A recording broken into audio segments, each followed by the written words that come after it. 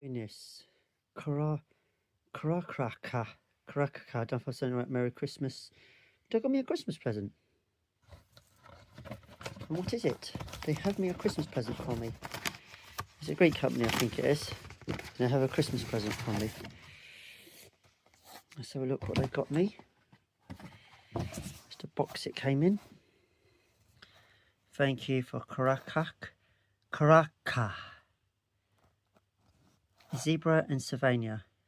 Espresso set of 2.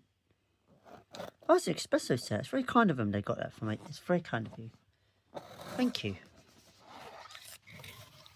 Let's have a look what they got me. Isn't it beautiful? Oh, it comes with 2. Oh, just to take this away for a minute. So 2 espresso cups. I'm going to make some espressos. So these are the cups to make your espressos in. Oh, nice espresso cup. Yes. And they've got the little saucers that go with it. I like the design. It's quite a nice design. Let's take one out. I think they're both different actually. It's like a tree. I like that.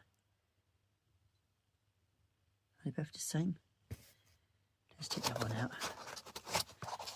Might be both the same, I don't know. Oh.